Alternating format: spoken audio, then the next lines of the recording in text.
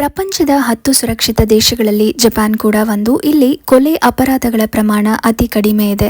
ಕಾರಣ ಕೇಳಿದ್ರೆ ನನ್ನ ಪ್ರಕಾರ ಇಲ್ಲಿ ಇರೋದು ಎರಡೇ ಧರ್ಮಗಳಾದ್ರಿಂದ ಕೋಮು ಗಲಭೆಗಳು ಕಮ್ಮಿ. ಎರಡನೇದಾಗಿ ಇಲ್ಲಿನ ಶಿಕ್ಷಣ ವ್ಯವಸ್ಥೆ.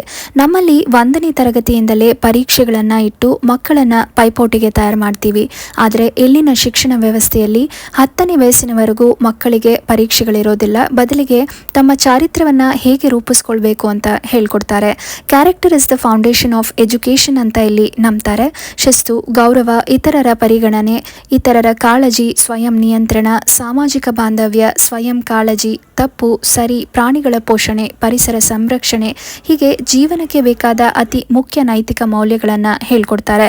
ಇಲ್ಲಿ 99% ಅಷ್ಟು ಸಾಕ್ಷರತೆ ಪ್ರಮಾಣವಿದೆ.